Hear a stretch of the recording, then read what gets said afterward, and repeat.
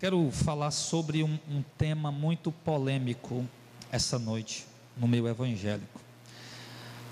Alguns chamam esse tema de expiação limitada, mas eu particularmente dou a esse tema o título de expiação eficaz. Nós acabamos de ler um versículo onde nós vimos Jesus na cruz do Calvário, pendurado, morrendo pelo quê? Pelos nossos pecados, morrendo para nos dar salvação, morrendo para nos dar a vida eterna, morrendo para consumar a obra que o Pai lhe havia confiado, entregado. E ali as palavras dele são: está consumado, ou seja, está feito, completo, perfeito, não faltou nada. Até a profecia do vinagre, Jesus, até a profecia do eu tenho sede, Jesus cumpriu. Até isso, então não faltou nada. Quando ele disse está consumado, ele quis dizer o quê? A obra foi feita por completo. A obra foi feita de forma eficaz, perfeita, não falhou em nada, não faltou em nada, tudo que tinha que ser feito foi feito e acabou. Não precisa mais ser feito nada, está consumado. É isso que Jesus disse. E Jesus se referia dentre a obra que ele veio realizar, principalmente, melhor dizendo, a obra expiatória que ele estava realizando. O que é a obra expiatória? A palavra expiação, ela aparece poucas vezes. Você vai ver a palavra expiação poucas vezes, mas ela é praticamente um tema central, tanto no Antigo Testamento como no Novo Testamento. Por quê? Porque a palavra expiação, ela significa cobrir, mas as palavras expiação, a palavra expiação, ela lembra também, ela fala também de reconciliação, de Deus reconciliando o homem com ele. Fala de propiciação, ou seja, de um sacrifício substitutivo, onde Cristo assumia o nosso lugar. A palavra propiciação também, ela fala da remoção da ira de Deus de sobre nós, né? E fala do sangue, fala da remissão dos pecados, do perdão dos pecados, do apagar os pecados. A palavra expiação, o termo expiação está ligado diretamente a isso. Tá? Então quer dizer, quando Cristo estava ali fazendo a obra expiatória, significa o quê? Que Ele estava perdoando nossos pecados, que Ele estava apagando nossos pecados, que Ele estava afastando de nós a ira de Deus, removendo a ira de Deus de sobre nós, que Ele estava nos reconciliando com Deus, que Ele assumiu, que Ele fez um sacrifício propiciatório, que Ele assumiu o meu lugar naquela cruz. É isso. Então, se o sacrifício expiatório de Cristo foi eficaz, então de fato os meus pecados foram perdoados. Então de fato eu me reconciliei com Deus. Então de fato Ele morreu no meu lugar e não precisa mais eu morrer para pagar pelos meus pecados. Então de fato meus pecados estão apagados, se o sacrifício dele foi eficaz. Quem concorda que o sacrifício de Cristo foi eficaz, diga amém. Não tem dúvida. Alguém tem dúvida que o sacrifício dele foi eficaz? Que faltou alguma coisa? O pessoal da igreja do reverendo Moon, diz que a obra de Cristo foi incompleta, que ele tinha que ter casado e ter tido filhos e gerado uma nova raça, e foi incompleto, né? Mas para nós não, para nós foi perfeito e foi completo a obra que ele fez. Agora, o sacrifício de Cristo expiatório nos lembra de quê? Nos lembra de quê? Nos lembra de Levíticos capítulo 16 por completo, quando Deus instituiu o dia da expiação, lá em Israel pela lei, antes de Cristo. O que era o dia da expiação? O dia da expiação, irmão, ele era realizado uma vez por ano. Era aquele dia que o sumo sacerdote, não o sacerdote, mas apenas o sumo sacerdote, só tinha um, que no primeiro foi Arão, depois eram os filhos de Arão. Sacerdotes tinham vários.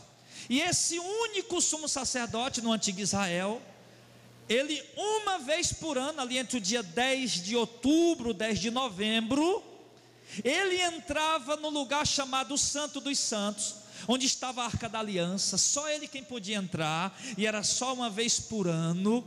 E ali era o dia da expiação. Embora todos os dias o povo fazia sacrifício expiatório pelo seu pecado, né? O camarada levava o cordeirinho para sacrificar pelo pecado dele, mas tinha um dia em que o sumo sacerdote, o representante do povo, aquele homem que tinha sido escolhido pelo próprio Deus, ia se colocar diante de Deus para pedir perdão pelo povo.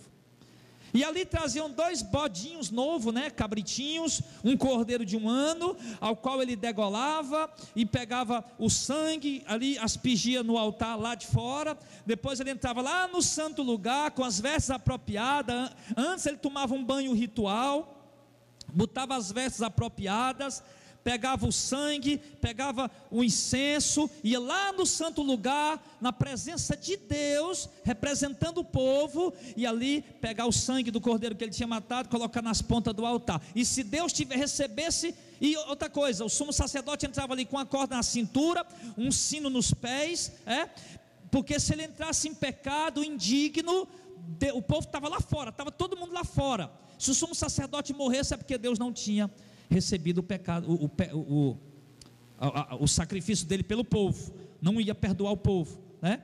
Mas o sumo sacerdote entrava ali, e quando ele entrava, que quando Deus recebia o sacrifício dele, ali uma nuvem vinha, está faltando só um pouquinho de retorno, Luiz, está faltando retorno, Gilmar, uma nuvem vinha, ficava em cima da tampa da arca, ali era o sinal que Deus tinha aprovado o sacrifício, e ali o povo se alegrava, o povo se regozijava, que Deus havia recebido a oferta do sumo sacerdote, e ali o povo saía dali perdoados, tranquilos, maravilhados.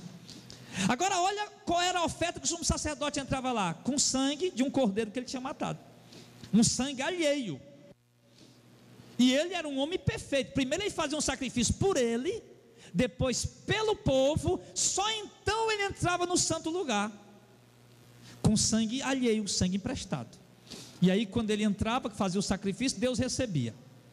Agora o interessante, irmãos, uma coisa muito interessante, você não vai encontrar em nenhum registro bíblico e em nenhum registro histórico uma única vez que Deus tenha rejeitado a oferta expiatória do sumo sacerdote.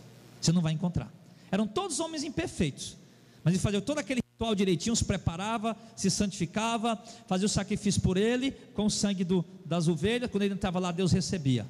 Nunca aconteceu de um sumo sacerdote morrer e ser arrastado pela corda. Não há nenhum registro bíblico e não há nenhum registro histórico em relação a isso. Ou seja, então, isso era o dia da expiação, uma vez por ano, e ali era uma festa, quando o sacerdote saía, aquela alegria, Deus aceitou o sacrifício, Deus perdoou o pecado do povo inteiro, por causa da oferta do sumo sacerdote. Ali ninguém precisava oferecer oferta naquele dia, o sumo sacerdote era o responsável por oferecer a oferta. Então, querido, a expiação, a obra expiatória de Cristo, era imitando, ou melhor, semelhante à obra do sumo sacerdote. Por quê? Porque Cristo era um sumo sacerdote. Agora, o mais tremendo da obra de Cristo, abra lá em Hebreus 9, vamos ver agora a obra expiatória do sumo sacerdote no antigo Israel. Deus toda a vida recebia, e agora vamos ver a obra expiatória de Cristo, de Jesus, o Filho de Deus.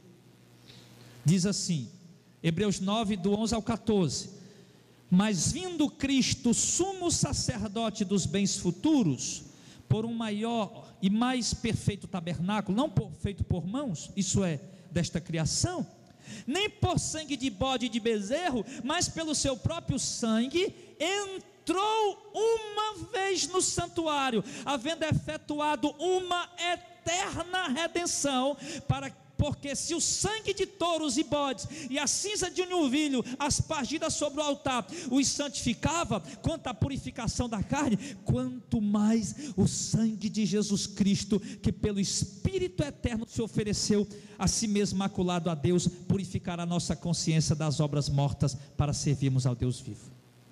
O autor de Hebreus está dizendo: se Deus recebeu o sacrifício do sumo sacerdote imperfeito, um homem falho, que primeiro tinha que fazer um sacrifício por ele para poder entrar no santo lugar, com sangue emprestado de touro, de bode, de ovelha, sim, muito maior foi o sacrifício de Cristo pela expiação dos nossos pecados, porque Cristo não ofereceu sangue emprestado, Ele ofereceu o seu próprio sangue.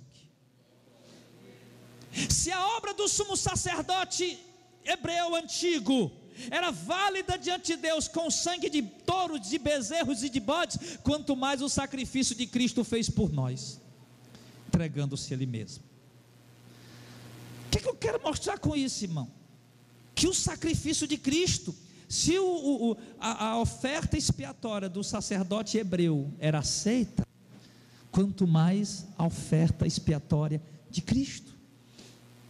E o povo saía dali, irmão, purificado, era o ritual, era o que o ritual mandava. O povo saía dali sossegado, tranquilo, Deus perdoou a gente. E por quê? Porque eles tinham merecido? Não. Por quê? Porque eles tinham feito por onde merecer coisas boas? Não. Mas porque havia um sumo sacerdote escolhido por Deus, prestando sacrifício por eles. E a Bíblia diz que agora Cristo, o nosso sumo sacerdote, também escolhido por Deus para esse ofício, pelo Pai, para esse ofício, se entregou por nós. Do mesmo jeito, do jeito que os hebreus não mereciam o perdão dos pecados, mas recebia por causa da oferta do sumo sacerdote imperfeito, falho, um homem que estava sujeito a morrer, será que nossos pecados não estão perdoados pelo sacrifício do próprio Filho de Deus, que deu-se a si mesmo por nós? O que você acha?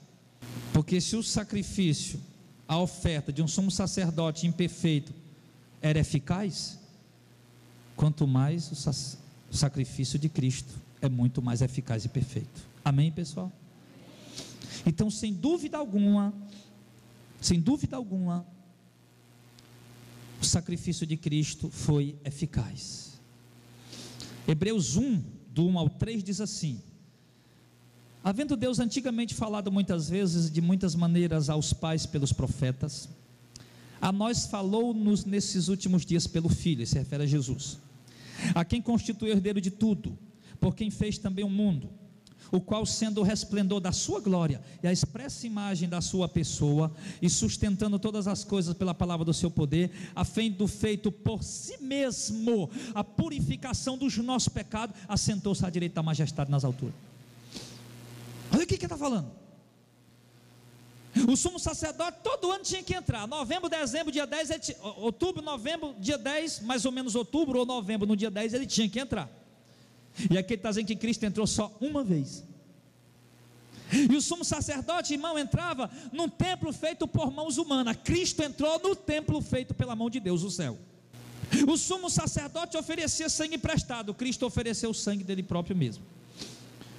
E o texto diz que ele fez uma purificação pelos nossos pecados eterna, e assentou-se à direita da majestade nas alturas. Então isso prova para nós, irmãos, sem dúvida alguma, que o sacrifício que Cristo fez para perdoar nosso pecado foi sim eficaz. Tem gente tentando plantar bananeira para receber o perdão dos pecados. Tem gente tentando fazer campanha de 7 semanas de santificação para receber perdão do pecado. Tem gente tentando fazer campanha de 21 semanas de purificação para receber perdão do pecado. Tem gente aí morrendo de fazer jejum, que as costelas já estão pregando no espinhaço, atrás de receber perdão dos pecados. Eu vou lhe dizer, meu irmão, nada disso vai lhe trazer o perdão dos pecados. Já foi feito um sacrifício perfeito pelo teu pecado.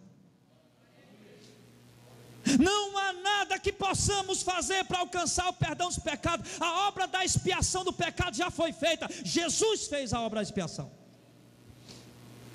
Ele fez a obra. Mas agora, irmãos, eu tenho aqui alguns questionamentos em relação a isso. A obra expiatória realizada pelo sumo sacerdote sempre foi aceita por Deus. A gente já viu isso. O povo sempre foi poupado por Deus após o sacrifício de expiação que o sumo sacerdote oferecia, mesmo sendo ele imperfeito.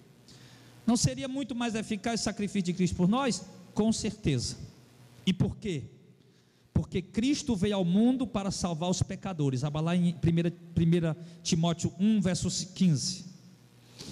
1 Timóteo 1, verso 15. Esta palavra é fiel e digna de toda aceitação. Cristo veio ao mundo para salvar os pecadores, dos quais eu sou o principal. Se Cristo veio ao mundo para salvar os pecadores, e se a obra dele foi perfeita, então significa que os pecadores estão salvos e perdoados. Mas espera aí, tem uns porquês aí. Vamos avançando. Sim, Cristo veio salvar os pecadores. Se ele veio salvar e disse que foi consumado, então ele salvou. Sim ou não? Ele disse, está consumado. Você acabou de concordar comigo, eu provei na Bíblia que o sacrifício dele foi eficaz. Sim, está consumado, completo, perfeito. Ou seja, o que ele veio fazer, ele fez, acabou. E ele veio para salvar os pecadores. E Paulo disse, eu sou o principal. Se ele veio para salvar o pecador, então ele salvou. Agora, Cristo também, como a gente falou do pecado original, que Adão abriu a porta para o pecado entrar, Cristo veio também para tirar o pecado que Adão tinha abrido a porta para ele entrar. Abra lá em João 1, 29. Evangelho de João 29 diz assim: no dia seguinte João viu a Jesus que vinha para ele e disse: eis o Cordeiro de Deus que tira o pecado do mundo. Então Cristo veio, o Adão abriu a porta, o pecado entrou. O homem estava condenado, contaminado, distante de Deus, separado de Deus, inimigo de Deus, por causa do pecado. O homem já nasce pecador, chamado pecado original, contaminado pelo pecado de Adão. Aí agora Cristo veio para tirar este pecado. Sim. Romanos 5,19, ele confirma dizendo o seguinte: porque como pela desobediência de um só homem, que é Adão, muitos foram feitos pecadores, assim pela obediência de um, que é Cristo, muitos serão feitos justos. Sem dúvida alguma. Pela desobediência de Adão, o pecado em todo mundo, contaminou todo mundo. Pela obra de Cristo, o sacrifício de Cristo, ele tornou muitos justos. Agora, vamos lá para os questionamentos que eu tenho para fazer com os irmãos. Me diga uma coisa: se o sacrifício de Cristo foi eficaz, então as pessoas por quem ele morreu para perdoar os pecados têm que estar com os pecados perdoados, mesmo sem essas pessoas merecer. Eu dei o exemplo lá de Israel. O sumo sacerdote entrava, oferecia o sacrifício, Deus recebia, pronto, o povo sabia, voltando, que Deus tinha poupado e perdoado eles. Então, se o sacrifício de Cristo foi eficaz para perdoar pecado, então as pessoas por quem ele morreu para perdoar os pecados têm que estar perdoados. Se o sacrifício de Cristo foi eficaz, então as pessoas por quem ele morreu para salvar têm que estar salvas. Então por que mesmo assim tem tanta gente que ainda está condenada e vai ser condenada? A gente acabou de ver na Bíblia que o sacrifício dele foi eficaz. Comparamos com o sacrifício do sumo sacerdote hebreu. Se daquele sumo sacerdote hebreu o sacrifício dele era eficaz, perdoava os pecados do povo, Deus poupava o povo, perdoava o povo por causa do sacrifício dele, então o sacrifício de Cristo é maior. Então por que ainda assim tem tanta gente condenada, que vai para o inferno, continua com seus pecados? Por que mesmo assim tanta gente não vai ser salva? Agora eu vou dizer o mais chocante para os irmãos, que muitos crentes não querem aceitar isso aqui: que se Cristo, aliás, porque na verdade Cristo não morreu por todos, Cristo não morreu para salvar todos, Cristo não morreu para perdoar todos, porque se Cristo tivesse morrido para salvar todos e perdoar todos, o sacrifício dele tinha sido ineficaz, porque nem todos estão salvos. Se Cristo morreu para salvar, está aqui 1000 pessoas, para salvar essas 1000 pessoas, se 900 são salvas e 100 não são, então o sacrifício dele não foi eficaz, foi falho, foi imperfeito. É por isso que nasce heresia dentro da igreja, por causa da falta de entendimento. Não é complicado o negócio ou não é? É ou não é? Disso aqui que eu estou falando, surgiu uma heresia chamada universalismo. O que é universalismo?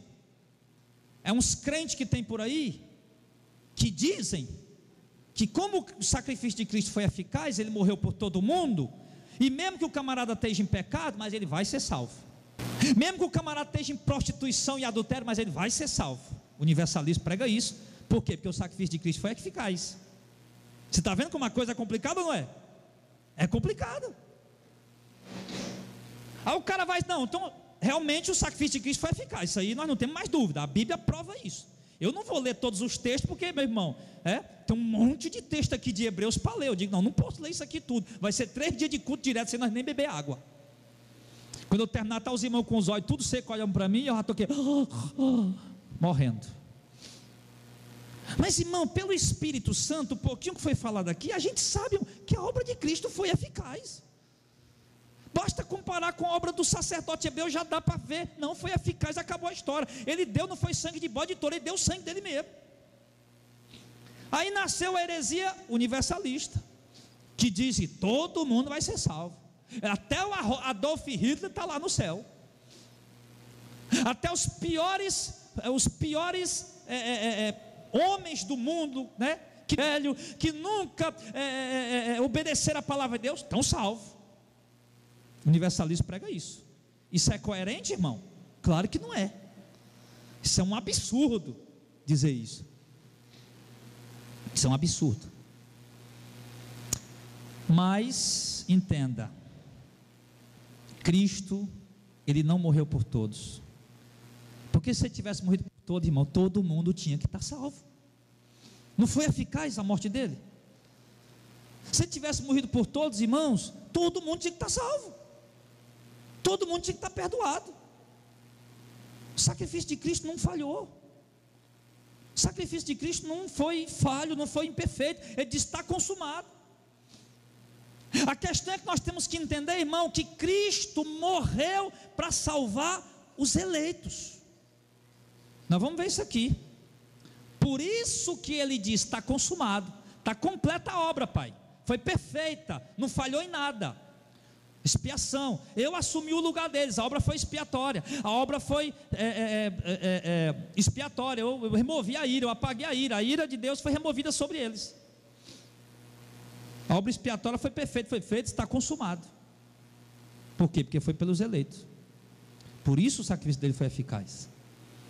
Se Cristo tivesse morrido para salvar alguém, mas mesmo assim essa pessoa ainda não fosse salva, então o sacrifício de Cristo não teria sido eficaz. Mas o sacrifício de Cristo foi eficaz sim. O povo por que ele morreu jamais vai ser condenado. O povo por quem Cristo morreu jamais vai ser condenado. Jamais. Vamos ver. Vamos ver o que a Bíblia diz em relação a isso. Eu estou dizendo que Cristo morreu pelos eleitos, por isso ele disse: está consumado, por isso a obra dele foi perfeita.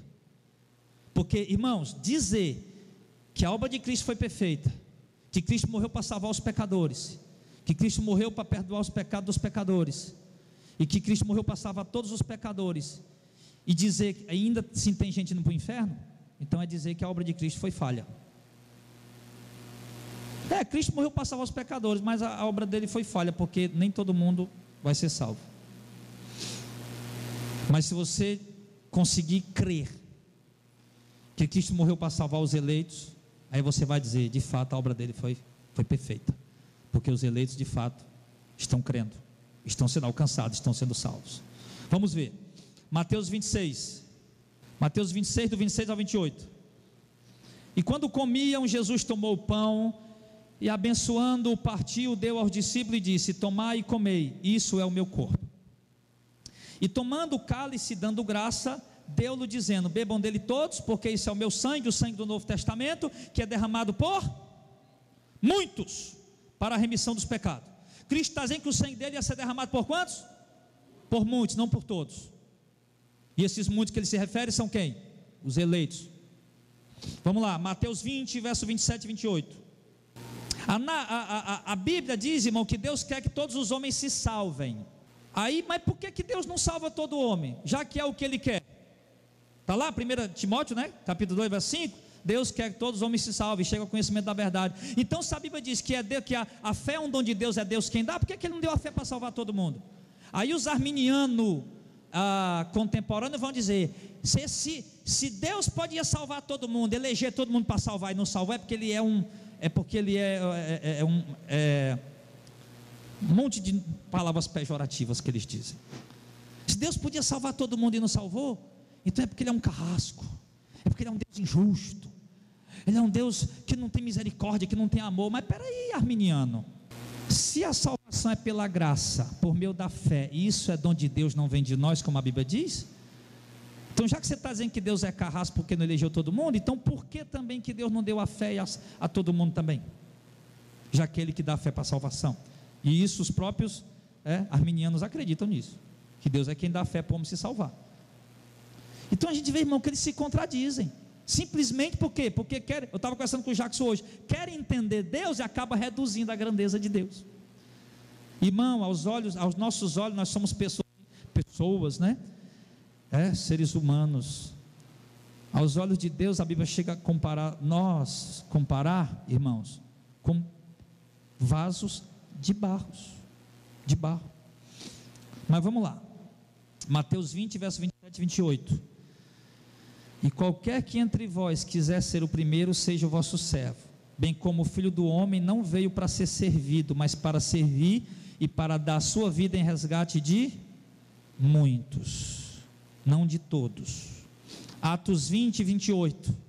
Vamos ver que foi. Ele já está dizendo aqui que ele deu a vida para resgate de muitos, não foi de todos. Porque, irmão, se ele desse a vida para resgate de todos, todo mundo ia ser salvo. Aí o universalismo estava correto. E eu não quero aqui, meu irmão, diminuir a obra de Deus. Eu não quero diminuir o sacrifício de Deus. Se o irmão quiser interpretar diferente, fica à vontade. Mas eu não vou interpretar de um modo que eu diminua a grandeza desse Deus. Eu não vou cair nessa falha. Não vou. Atos 20, 28.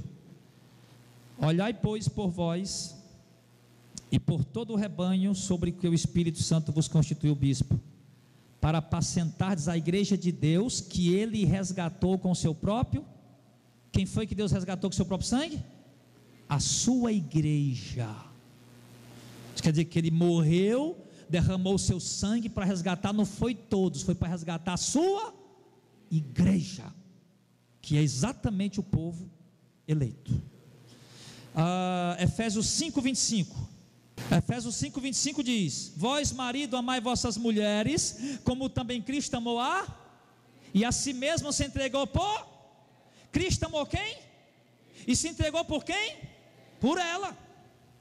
O texto está dizendo que o marido deve amar a sua mulher do jeito que Cristo amou a igreja, e a si mesmo se entregou por ela. O texto está dizendo que Cristo se entregou pela igreja, irmão. Cristo se entregou pela igreja. Se Cristo tivesse dito, eu vim para salvar o judeu, pronto, só o judeu que ia ser salvo. Se Cristo tivesse dito, eu morri para salvar os muçulmanos, nós podíamos tentar que nós não ia conseguir, só os muçulmanos que iam ser salvos. Mas está dizendo, eu vim para salvar a minha igreja. Ele deu, ame a sua esposa como Cristo amou a sua igreja e a si mesmo se entregou por ela. O texto é claro de Cristo se entregou pela igreja. Hebreus 9, 28. Assim também Cristo, oferecendo-se uma vez para tirar os pecados de muitos, aparecerá a segunda vez sem pecado aos que o esperam para a salvação. Cristo se ofereceu quantas vezes?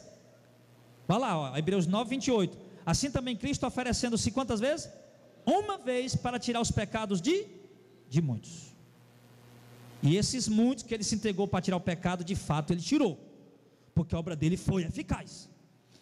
Se o texto dissesse que Cristo morreu para tirar os pecados de todos, né, no sentido de ser todo o mundo inteiro, porque você vai ver algumas vezes essa palavra todos, mas essa palavra todos, por muitas vezes ela não quer dizer todo mundo, no sentido completo de todo cidadão, né, espalhar pela face da terra, mas está dizendo exatamente que morreu para tirar os pecados do mundo, exatamente que não são todos vão ser salvos, são apenas esses muitos por quem Cristo morreu para tirar os pecados.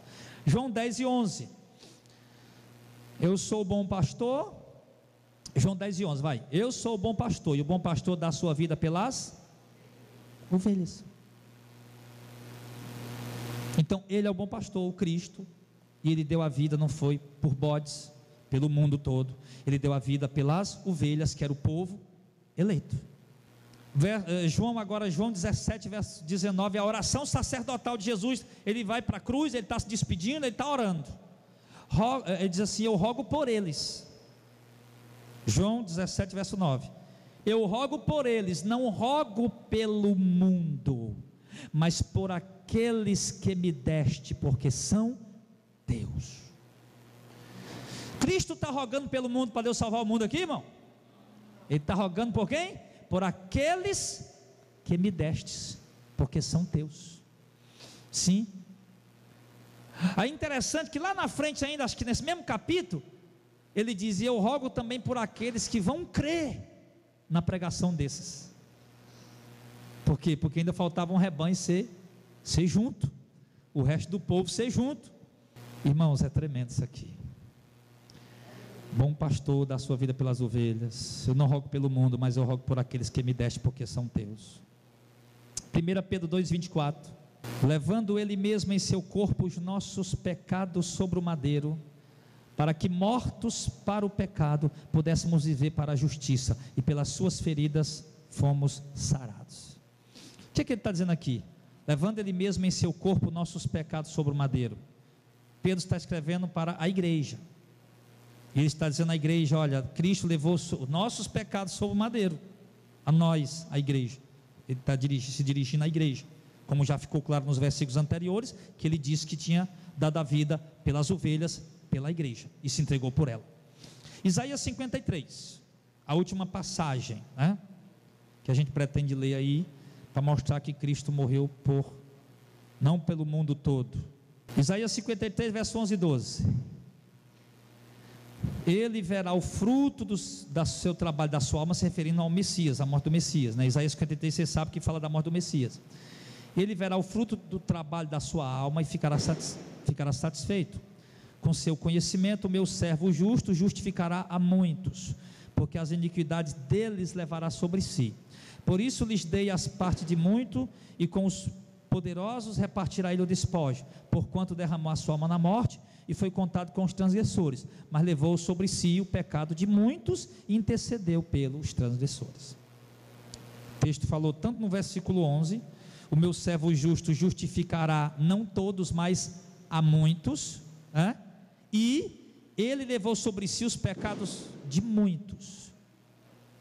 Olha aí, irmão, se Cristo viesse fazer outro sacrifício, né, como o sumo sacerdote fazia todo ano, aí tudo bem, a gente podia até ter uma esperança de que ele viesse levar o pecado dos outros, mas que ele está dizendo que ele levou o pecado de muitos, ele fez um sacrifício só. Agora, outra coisa interessante, em Isaías 53, verso 11, ele diz que o meu servo justificará a muitos. Você sabe o que é o termo justificar no original? A Igreja Católica Romana, desde o século V até o século XVI, e ainda continua, né, mas eu digo antes dos reformadores, passou 1000 anos dizendo que o homem é quem se justifica. Como assim? Eu faço boas obras, aí eu consigo me justificar. Eu vou fazer coisas boas, aí eu alcanço minha justificação. Como o tipo de um preso, um condenado, que foi preso e conseguiu provar que ele era inocente e foi declarado justo. Era essa a ideia que a Igreja Católica passava para o povo. Aí por isso estava lá o povo comprando indulgência, subindo escada de joelho. Por quê? Para fazer obra, para poder alcançar a justificação. Mas o termo no original, justificação, ele não se refere a alcançar justificação. O termo no original diz declarado justo. É diferente. Se Deus nos declarou justos, não por obras de justiça que tenhamos praticado, não que tenhamos conseguido provar a Deus que nós somos bons, ou que nós fizemos boas obras, e por isso devemos ser justificados, não, mas a Bíblia diz que Deus nos declarou justo, pelo sacrifício de Cristo. Cristo fez o sacrifício na cruz, para me perdoar, eu criei nele, no momento que eu criei em Cristo, pela revelação de Deus, Deus me declara justo, sem eu merecer, porque Cristo pagou meu pecado, e a minha fé nele, garante que Deus me declara justo, sem que eu mereça. Faça o seguinte, se desvie da igreja, volte para o mundo, vá mentir, roubar, se prostituir, mas, com tudo isso, passa o resto da vida fazendo coisa boa para os pobres, deixa chegar o dia do julgamento, para ver se você não vai para o inferno. Mas como assim? Você passou a vida inteira fazendo coisa pelos pobres, pelos necessitados, mas por que, irmão, não tem obras boas que o homem possa fazer, para conseguir a sua justificação? A sua justificação não depende das suas obras, a sua justificação depende da declaração soberana de Deus em lhe justificar. Pastor, e as boas obras? As boas obras não são para me justificar, as boas obras são frutos da minha justificação. Ele até mostrou um texto interessante, diz: Abraão não foi justificado apenas pela fé, mas pelas obras. Mas por quê? Porque foram as obras de Abraão que provou que ele tinha fé. Porque não adiantava Abraão dizer que tem fé e não mostrar isso em obra. O homem que realmente tem fé é manifestado em obras, aí a obra o justifica. Por quê? Porque essas obras, elas são provenientes da fé. Por isso, se for obras que não são provenientes da fé, isso você não vai alcançar a justificação, que é o que a igreja católica pregou. Irmão, faça boas obras, você vai ser salvo. Vai não. As suas boas obras são os frutos da sua salvação. Se você é salvo, obrigatoriamente, inevitavelmente, consequentemente, tem que haver boas obras em você. Tem que haver. Se não houver, é porque você não é salvo. Se não houver as boas obras, a fé tem que ser visível. A fé do homem e da mulher de Deus salvo tem que ser visível. Sim. Então, amado, a Bíblia está mostrando que Cristo, ele justificou a muitos, né? E se alegrou ao ver essa obra.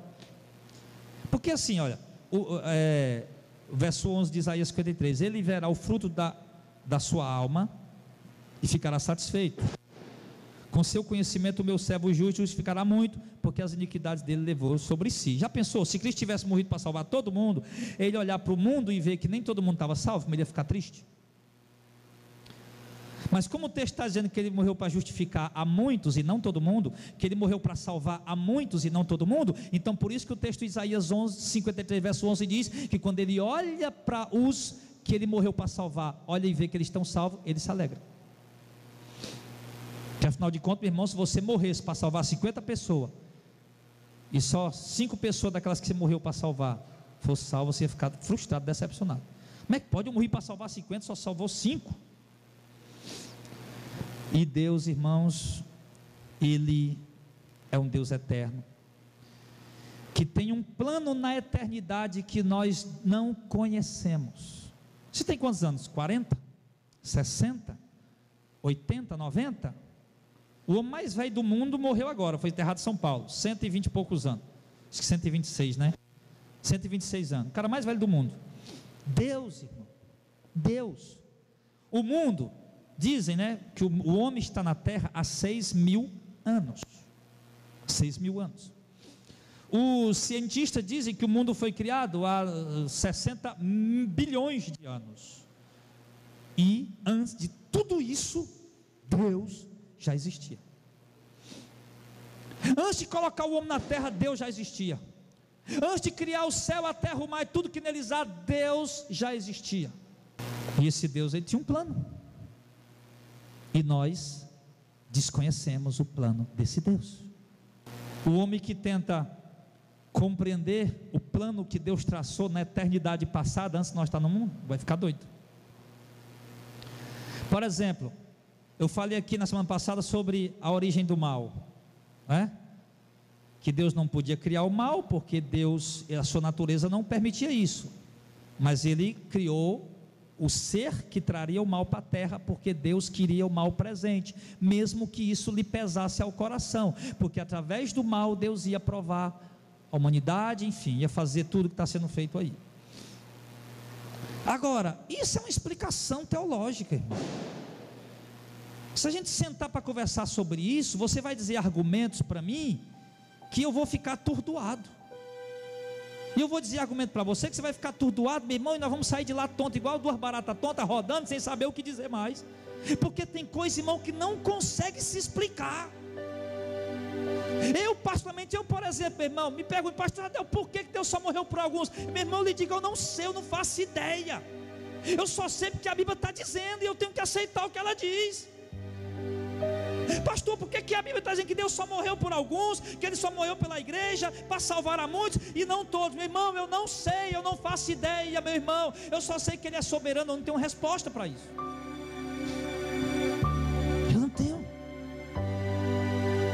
Agora, pelo menos essa resposta em dizer que eu não sei, eu acho mais honesto e mais coerente, do que tentar dizer, Cristo morreu por todo mundo, mas nem todo mundo está salvo. Então você está me dizendo que Cristo falhou no sacrifício dele. Não, pastor, não estou querendo dizer isso não. Você pode até pensar que não está querendo, mas é isso que você está querendo dizer. Eu não digo você, estou me expressando, né? Então tem coisa na Bíblia, irmão, que a gente não... Essa briga, irmão, essa discussão que diz, não, Deus morreu para salvar todo mundo, isso aí nunca vai ter um fim. Isso começou lá no século IV, com um camarada, primeiro camarada que começou a falar desse negócio, que o homem é quem escolhe para ser salvo, foi um cara chamado Pelágio. Começou a dizer, não, a queda de Adão não atingiu todo mundo não. O Pelágio pregou isso.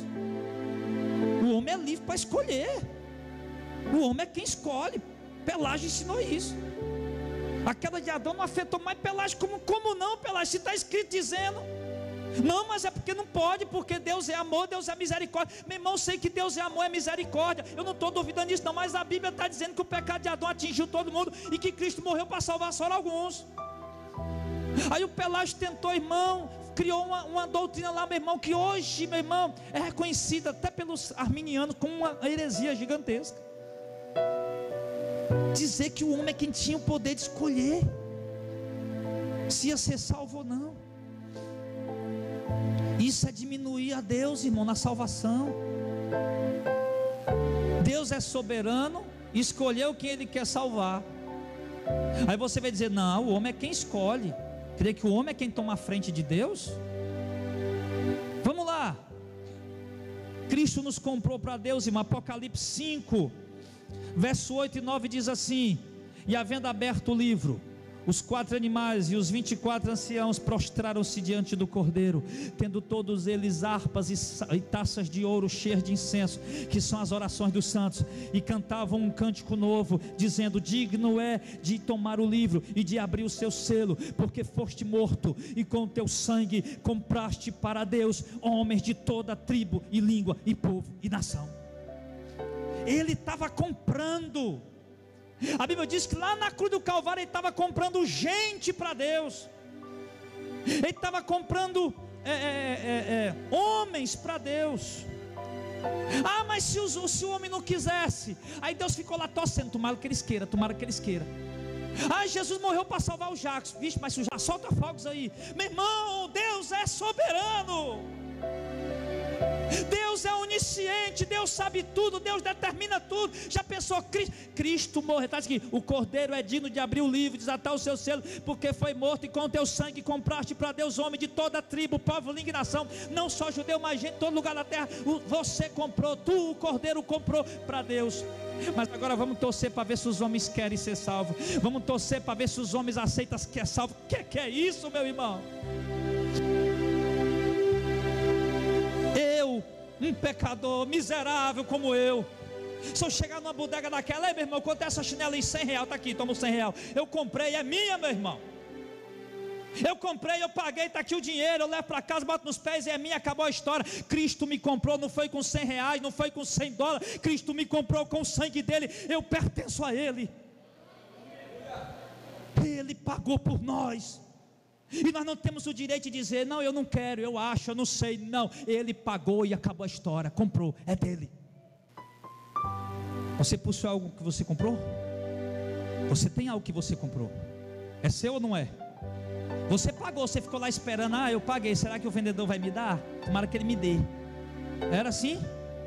Não. Você pagou o vendedor, eu paguei e é meu. Mas deu problema, deu defeito lá na dispa. Não quero saber, é meu, eu paguei, acabou a história. Tem lá como é que é o negócio lá? Defesa do consumidor. Tem lá essas coisas aí, é meu, eu paguei, é um direito meu.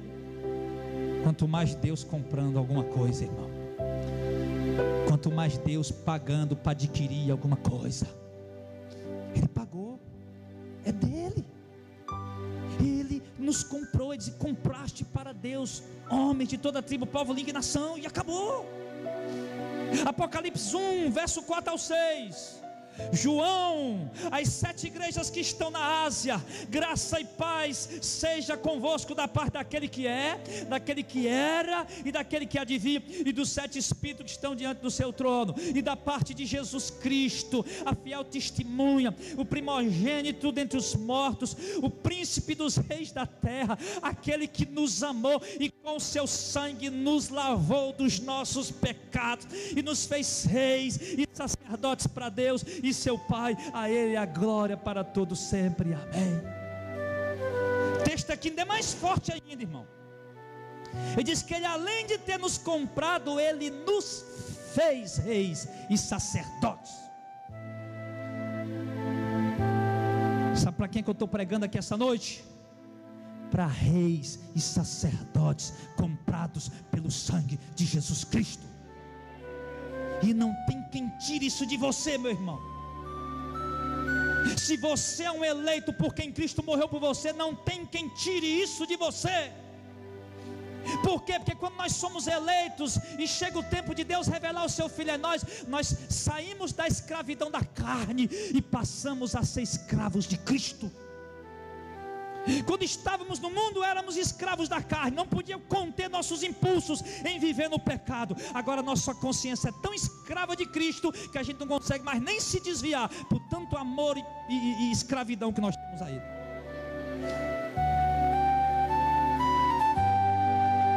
Ele comprou. Tem um termo mais forte do que esse, irmão, que Ele pagou, comprou, pagou. Está aqui. Rapaz, está todo mundo perdido, vai todo mundo para o inferno. Depois eu vou lá comprar. Qual é o preço? A cruz. Vou. Desce daí, Jesus. Desce não. Pede para Deus se Ele é teu pai para te descer. Peço não. Ele é meu Deus, é meu pai, mas eu não peço, eu não desço. Por quê? Porque eu estou aqui para fazer uma obra. Eu vim aqui para resgatar o que estava perdido. Eu vim aqui para comprar um povo que o meu pai elegeu desde a fundação do mundo. Ele consumou a obra. E por quê? Porque Ele nos havia predestinado. Efésios 1. Oh glória, aleluia. Estou igual o crente pentecostal, doido para pular hoje, irmão, e saltar.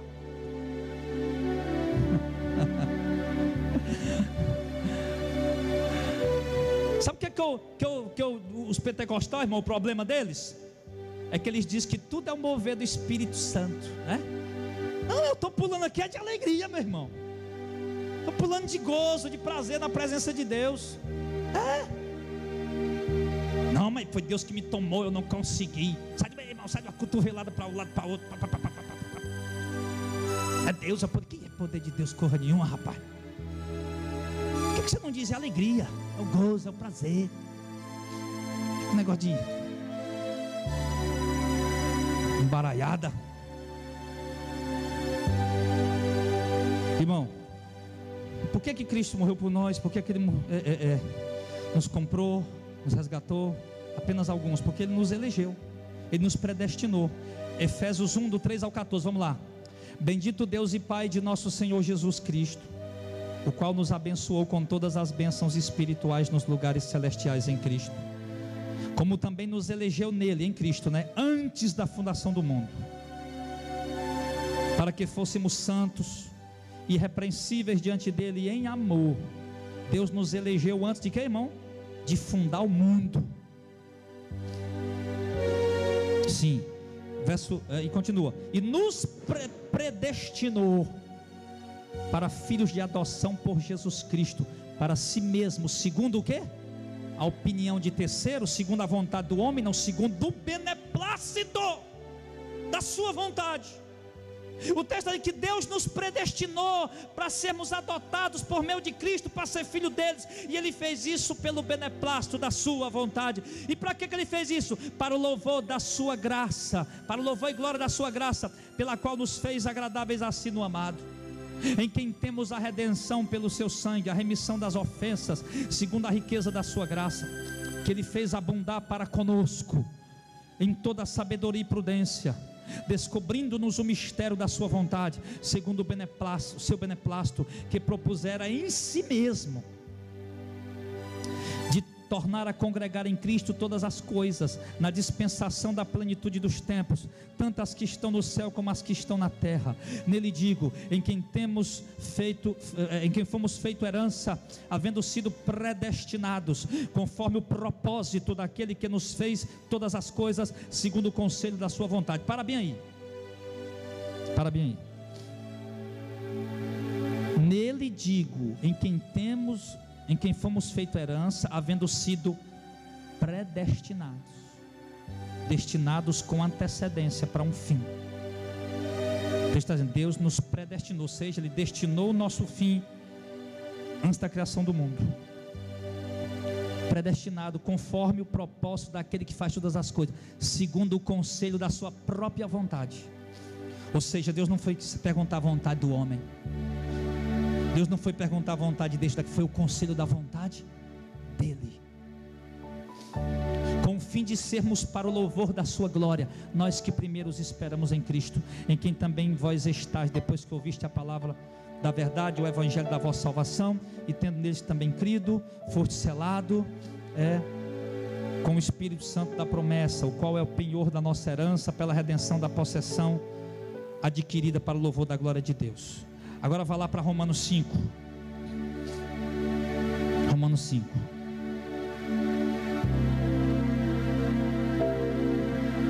Infelizmente, irmão, eu estou lendo aqui, mas eu não consegui nem colocar os versículos. Não sei nem quais os versículos que eu estou lendo, né? Porque eu estou lendo aqui direto. Que passei muito tempo trabalhando nessa palavra e correndo lá, mas não deu tempo de colocar. Mas os versículos eu estou dizendo qual é, né? Só não sei qual, se eu estou lendo o versículo 2 ou 3 ou 4, né? Mas agora Romanos 5, do 8 ao 11. Ele garante a salvação dos eleitos, e nós podemos ter segurança. Ele diz assim, ó: Deus prova o seu amor para conosco, em que Cristo morreu por nós, sendo nós ainda pecadores. Logo muito mais agora, tendo sido justificado pelo seu sangue, seremos por ele salvos da ira. Porque se nós, sendo inimigos, fomos reconciliados com Deus pela morte do seu Filho, muito mais, tendo já sido reconciliados, seremos salvos pela sua vida. E não somente isso, mas também nos gloriamos em Deus por nosso Senhor Jesus Cristo, pelo qual alcançamos a reconciliação. Oh glória! O que o texto está dizendo para nós, irmão? O texto está dizendo para nós que Deus provou o amor dele para conosco, em que Cristo morreu por nós, sendo nós ainda pecadores.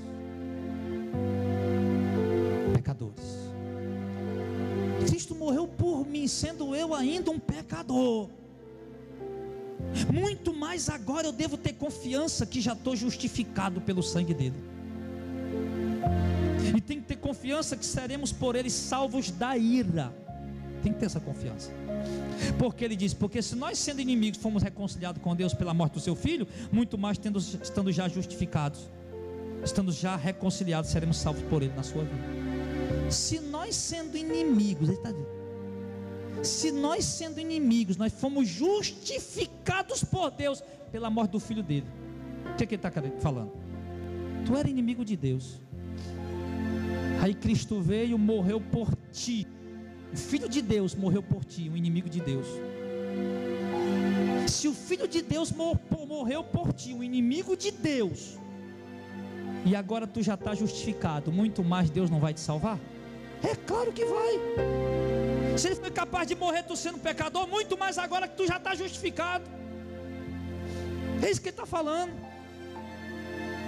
Se Ele vê o teu encontro quando tu estava pecado, desviado da prostituição, desmantela aí. Ele vê o teu encontro, morreu por ti, te deu vida eterna, salvação. Muito maior glória Ele vai te dar agora que você já está reconciliado com Ele.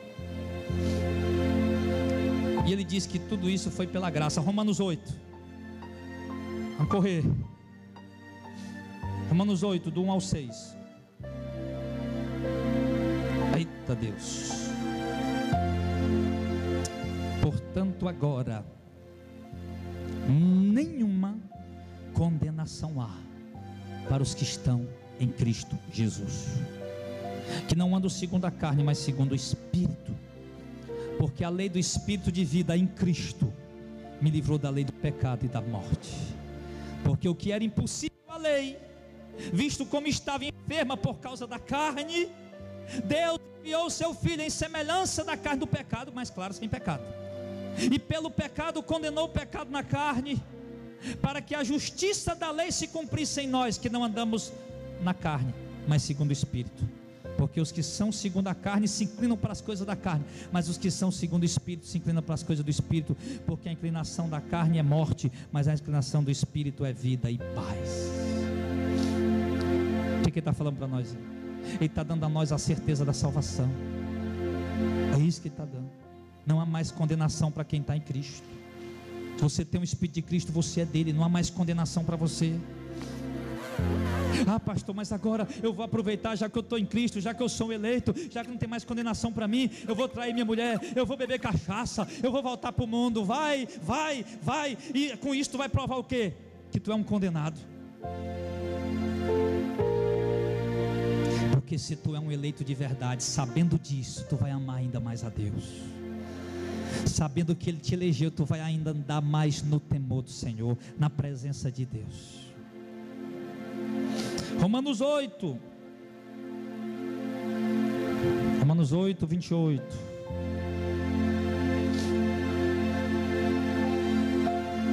Vamos lá. Romanos 8, 28 diz: sabemos que todas as coisas contribuem juntamente para o bem daqueles que amam a Deus, daqueles que são chamados segundo o seu propósito. Deus chama pelo propósito dele. Porque os que dantes conheceu também os predestinou para serem conforme a imagem de seu Filho, a fim de que ele seja o primogênito entre muitos irmãos. Aí, o que é que Deus predestinou nós? Para Jesus não ser filho único, para ele ter outros irmãos. E aos que predestinou, a esses também chamou. E aos que chamou, a esses também justificou. Deus lhe predestinou. E você está no Evangelho porque foi Ele quem te chamou. Quando você ouviu a verdade, o Evangelho chegou até você. E quando você chegou até o Evangelho, Ele te justificou. E aos que justificou, a este também glorificou a salvação. Aí ele diz assim: mas o que nós vamos dizer a respeito dessas coisas? Se Deus é por nós, quem será contra nós?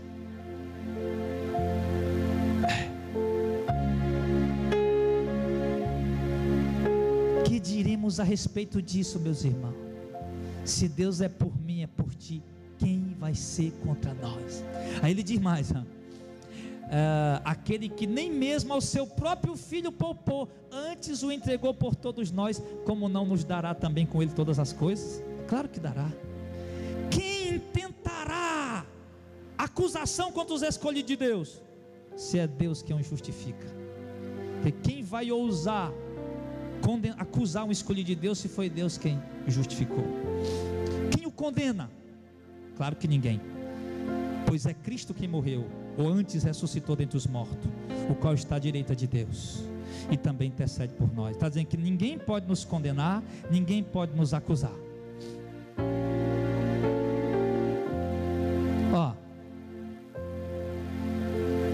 Se um juiz declarou justo o Aloísio,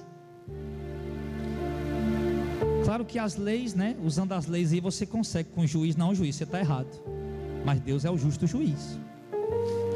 Se Deus te declarou justo, Quem vai chegar e dizer: não, Deus, o senhor está errado, ele tem que ir para o inferno? Quem vai intentar acusação contra aqueles que Deus justifica? Quem vai poder condenar essas pessoas? Ele está perguntando aqui. Se é Deus quem condena o homem, e o Deus que condena o homem me justificou, ninguém vai poder me condenar. Aí ele continua dizendo: quem nos separará do amor de Cristo? A tribulação, ou a angústia, ou a perseguição, ou a fome, ou a nudez, ou o perigo, ou a espada? Como está escrito: por amor de ti somos entregues à morte todo dia, somos reputados como ovelhas para o matadouro, mas em todas as coisas somos mais que vencedores por meio daquele que nos amou. Porque estou certo que nem a morte, nem a vida, nem os anjos, nem os principados, nem as potestades, nem o tempo presente, nem o tempo futuro, nem altura, nem profundidade, nem alguma outra criatura nos poderá separar do amor de Deus que está em Cristo Jesus nosso Senhor. Quer mais do que isso, irmão? Quem que pode tirar a tua salvação? Nada. Nem altura, nem profundidade, nem anjo, nem demônio, nem principado, nem potestade, nada pode nos separar do amor de Deus que está em Cristo Jesus. Nada.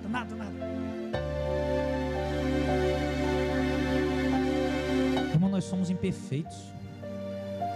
Me diga qual é o homem mais santo do mundo que não peca. Me diga qual é o homem mais santo do mundo que não erra. Mas aí vem o diabo: tu não merece, tu é um pecador, um mentiroso, tu vai para o inferno. Satanás, eu sei que eu não mereço, mas mesmo assim Deus quis e me salvou. E outra coisa, diabo, está escrito: ninguém pode tirar a minha salvação. É Ele que me justifica. Quem é tu para me acusar? Isso, as perturbações que vem na mente da gente, porque vem na minha mente isso aí. O diabo joga bombardeio na minha memória, acho que na de vocês também. Aí a defesa. Como foi que Jesus resistiu o diabo lá no deserto? Jesus, você foi umas pedras de pão? Não, está escrito: não tentará o Senhor teu Deus. Então pula daqui abaixo. Não, aliás, nem só de pão verá o homem, né? Então pula daqui abaixo. Não, está escrito: não tentará o Senhor teu Deus. Então se ajoelha que eu vou te dar riqueza. Está escrito que só a Deus adorará e só vai prestar culto. Com a palavra. Aí o diabo chega: rapaz, tu é um pecador, eu conheço teu passado, eu conheço tua vida, e tu não merece estar aí não, rapaz. Tu está no meio dos crentes, tu é um mentiroso. Aí você vai dizer: Satanás, eu sei que eu errei, que eu falhei, que eu pequei, mas eu me arrependi, Deus me salvou, Deus me resgatou, eu estou na presença de Deus. Você é um mentiroso.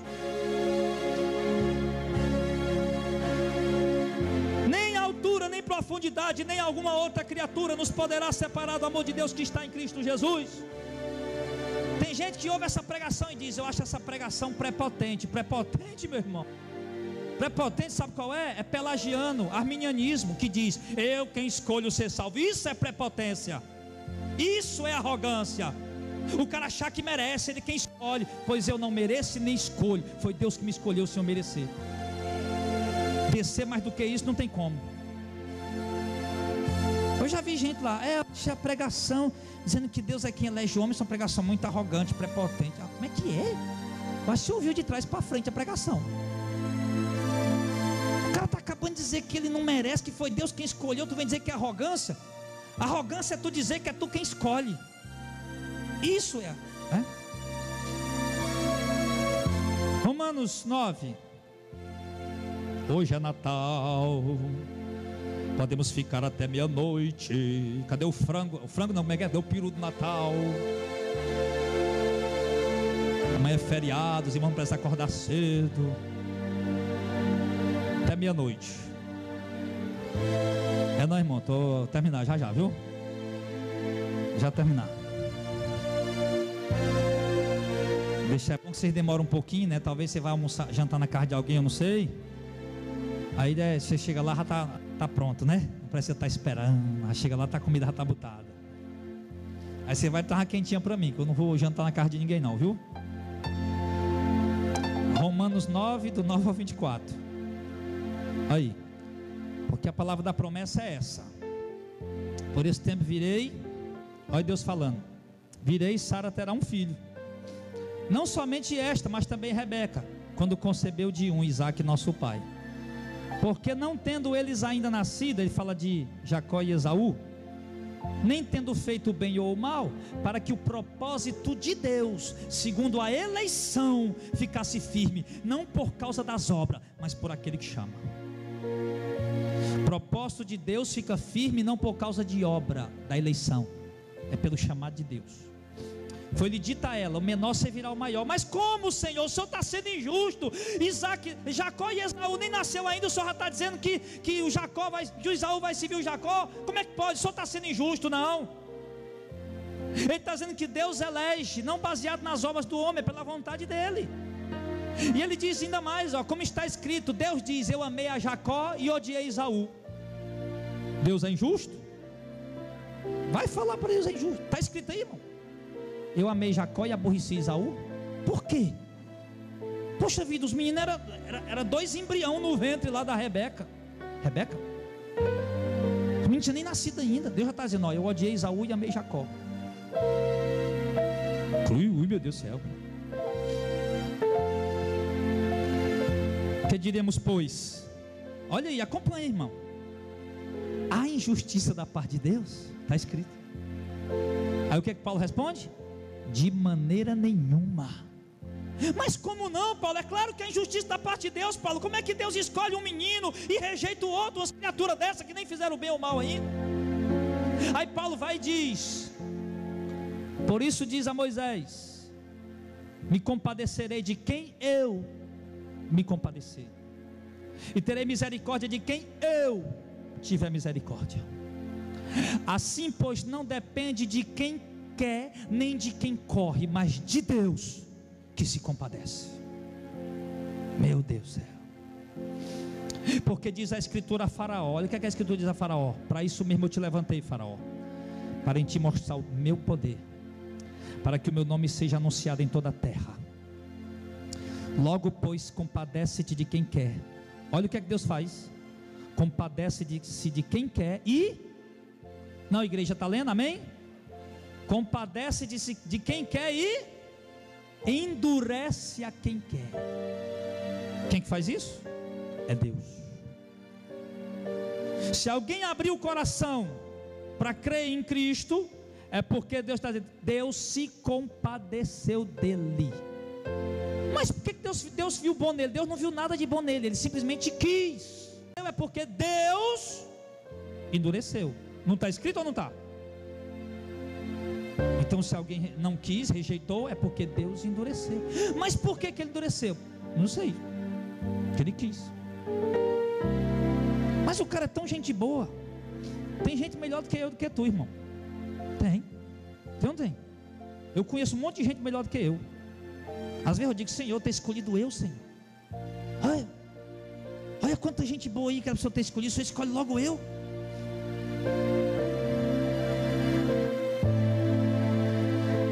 Ele diz: endurece a quem quer. Eu não tenho resposta para isso, irmão, só sei que está escrito. Dir-me-ás então. Aí o cara vai e fala para Paulo, né? Você me dizer então, por que é que Deus se queixa ainda? Porquanto, quem pode resistir sua vontade? Aí o cara perguntou: Paulo, então por que é que Deus se queixa ainda? Porque o povo não quer se obedecer a ele, se está dizendo que é ele quem endurece o homem. Ora, quem que pode resistir à vontade de Deus, Paulo? Ora, bolas. Aí Paulo vai e diz: mas, ó homem, quem és tu que a Deus questiona? Porventura a coisa formada dirá o que a formou: por que me fizeste assim? Tu é um marceneiro, moleiro, faz um monte de prato, faz um com a banda baixa, outro com a banda alta, faz um retinho. Um prato daquele pode olhar e dizer para tu: ei, por que é que tu me fez assim? Não. A coisa formada que somos nós, não podemos dizer aquele que nos formou: por que nos fizeste assim? E ele diz: não tem um oleiro, Deus, poder sobre o barro, nós, para da mesma massa fazer um vaso para honra e outro para desonra? Eis que, se Deus querendo mostrar a sua ira, Deus quer mostrar a sua ira e dar a conhecer o seu poder, Ele quer fazer isso. Ele suporta com muita paciência os vasos da ira preparados para a perdição. Isso aqui, irmão, é um enigma. Deus preparou os vasos da ira para se perder, e a ira de Deus está sobre ele, como diz em Evangelho de João capítulo 3, né? Que aqueles que não queiram em Deus, em Cristo, a ira de Deus permanece sobre eles. E aqui Deus está dizendo que Deus está suportando eles. Isso é tremendo. Eles são preparados para a perdição. Deus quer mostrar a sua ira, para que também desse a conhecer as riquezas da sua glória nos vasos de misericórdia, que para a glória já dantes preparou. Olha aí, Deus quer mostrar a sua ira nos vasos de ira, e vai mostrar a sua misericórdia nos vasos de misericórdia. Quem são eles? Os quais somos nós, a quem também chamou, não só dentre os gentios, ou não só dentre os judeus, mas também dentre os gentios. Então, irmãos, nós fomos declarados justos e escolhidos por Deus para ser salvo. O sacrifício de Cristo foi limitado a este povo que Deus elegeu para salvar. Embora tem muitos versículos na Bíblia que eu não vou saber entender, interpretar, harmonizar com isso aqui. Nem os maiores teólogos. Sabe quem foi dos maiores teólogos da igreja? Agostinho de Hipona, chamado Santo Agostinho. Nem o Santo Agostinho, meu irmão, que foi dos maiores teólogos depois de Paulo, conseguiu harmonizar os versículos da Bíblia. Nem ele, quanto mais abestado, nem ele. Mas se você conseguir, parabéns. Eu não consigo. Aí ele diz assim, para fechar, abre lá em Daniel 4. Daniel 4. Nabucodonosor já conheceu a soberania de Deus lá 600 anos antes de Cristo. Nabucodonosor era o dono do mundo. Lá não tinha negócio de Coreia do Norte, Rússia, não, era ele quem mandava e acabou a história. Não, tem que ter o G8, o G9, não tinha que ter esse negócio não, é ele quem dizia o que queria e pronto. O Donald Trump, o chefão da maior nação do mundo, e tentou tornar Jerusalém capital de Israel, 128 países desaprovaram. Pronto. O Nabucodonosor não, que queria, disse, está feito, acabou a história. Deus botou ele para comer capim no mato. Você lembra? Ficou doido. Quando ele voltou o juízo, olha o que ele disse, Daniel 4, 34, 35. Mas ao fim daqueles dias, eu, Nabucodonosor, levantei os meus olhos ao céu e tornou a vir o meu entendimento. Eu bendisse o Altíssimo, e louvei e glorifiquei o que vive para sempre, cujo domínio é um domínio sempre eterno, e o cujo reino é de geração em geração. Todos os moradores da terra são reputados em nada, e segundo a sua vontade ele opera com os exércitos do céu e com os moradores da terra, e não há quem possa estorvar a sua mão ou lhe dizer, o que fazes? Nabucodonosor ficou doido. Rapaz, eu pensei que eu era o dono do mundo, mas eu conheci o Deus dos hebreus agora, que Ele faz de acordo com o que Ele quer, de acordo com a sua vontade. Ele opera com os exércitos do céu, com os moradores da terra. Não há quem possa fazer a mão dele voltar ou questionar por que faz assim. Então, meu irmão, vamos ficar de pé.